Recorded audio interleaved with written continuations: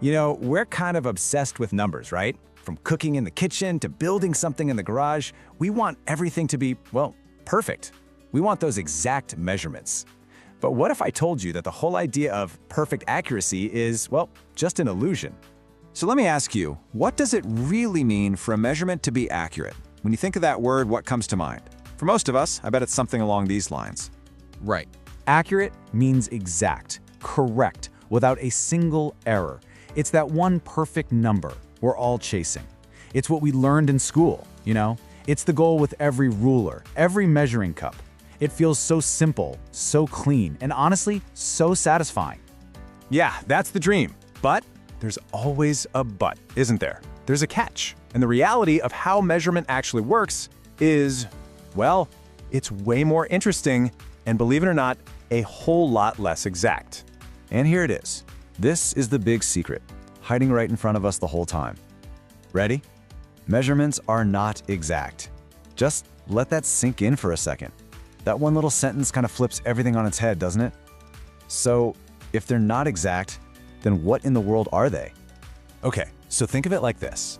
On one side, you have the ideal, this myth of the perfect, exact, error-free number. But on the other side, you have reality. And in reality, every single measurement we take is just an approximation. It's about being near the value. It's not about hitting a bullseye every time. It's about getting as close as you possibly can. I know this might sound a little heady, a bit abstract, so let's bring it down to earth. Let's dive into a super simple, everyday example to see what this really looks like in the real world. All right, here we go. 30 centimeters. Looks pretty straightforward, right? A nice, round, clean number. Seems totally definitive. But is it? And that is the key question. When we write down 30 centimeters, what are we actually saying? Because I'm telling you that 30 is just shorthand. It's not the full story. So the whole story really boils down to this one simple but honestly pretty powerful idea: measuring to the nearest unit.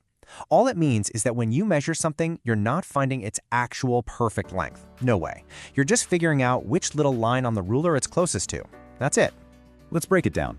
For us to write down 30 centimeters, all it means is that the real length of whatever we're measuring is nearer to the 30 centimeter mark than it is to the 29 centimeter mark, and it's also nearer to 30 than it is to the 31 centimeter mark.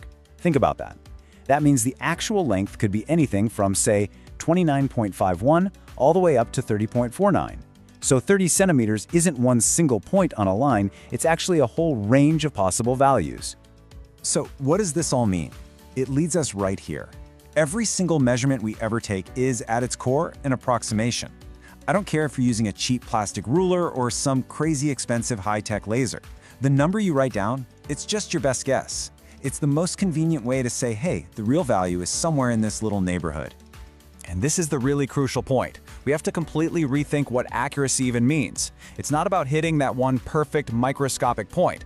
It's about correctly saying, yep, the real answer is somewhere in this box. It's a small change in words, but it's a huge shift in how we think. It reminds us that our answers are always just approximate. Our numbers are amazing, powerful tools for sure, but they are not perfect absolute truths. So that leaves us with a pretty big question to chew on, right? If every single number we rely on, every measurement is just an approximation, well, how does that change the way we look at the world? What does that mean for all the data we collect, for science itself, for our own sense of certainty about things? Now that is the real illusion of accuracy. Thanks so much for joining me for this one.